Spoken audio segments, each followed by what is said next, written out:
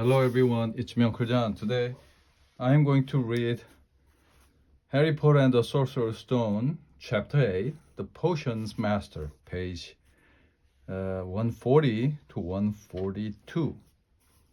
Cheer up, said Ron. Snape is always taking points of Fred and George. Can I come and meet Hagrid with you? At 5 to 3, they left the castle and made their way across the grounds. Hagrid lived in a small wooden house on the edge of the forbidden forest. A crossbow and a pair of the galoshes were outside the front door. When Harry knocked, they heard a frantic scrabbling from inside and several booming barks. Then Hagrid's voice rang out, saying, "Back, Fang, back!" Hagrid's big hairy face appeared in the crack as he pulled the door open. "Hang on," he said. "Back, Fang!" He let him in, struggling to keep a hold on the collar of an enormous black, the boarhound. There was only one room inside. Hams and the pheasants were hanging from the ceiling. A copper kettle was boiling on the open fire, and in the corner stood a massive bed with a patchwork quilt over it. "Make yourselves at home," said Hagrid, letting go of Fang, who bounded straight at Ron and studied, licking his ears. Like Hagrid, Fang was clearly not as fierce as he looked. "This is Ron," Harry told Hagrid, who was putting boiling water into a large teapot and putting rock cakes onto a plate. "Another Weasley, eh?" said Hagrid, glancing at Ron's freckles. "I spent half my life chasing your twin brothers away from the forest." The rock cakes were shapeless lumps with raisins that almost broke their teeth, but Harry and Ron pretended to be enjoying them as they told Hagrid all about their first lesson. Fang rested his head on Harry's knee and drooled all over his robes. Harry and Ron were delighted to hear Hagrid call Filch that old jit. As for that cat, Mrs. Norris, I'd like to introduce her to Fang sometime. So you know, every time I go up to the school, she follows me everywhere. Can't get rid of her. Filch put her up to it. Harry told Hagrid about Snape's lesson.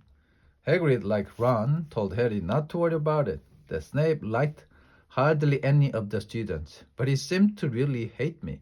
"Rubbish," said Hagrid. "Why should he?" Yet Harry couldn't help thinking that Hagrid didn't quite meet his eyes when he said that. "How's your brother, Charlie?" Hagrid asked Ron. "I liked him a lot. Great with animals." Harry wondered if Hagrid had changed the subject on purpose.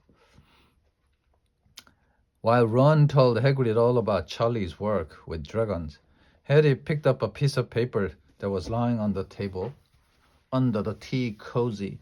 It was a cutting from the Daily Prophet. The Gringotts break-in latest. Investigation continue into the break-in at Gringotts on 31st July. Widely believed to be the work of dark wizards, or which is unknown. The Gringotts goblins today insisted that nothing had been taken. The vault that was searched had in fact been emptied the same day. But we're not telling you what was in there, so keep your noses out. If you know what is good for you, said a Gringotts, spoke Goblin this afternoon. Harry remembered Ron telling him on the train that someone had tried to rob Gringotts, but Ron hadn't mentioned the date.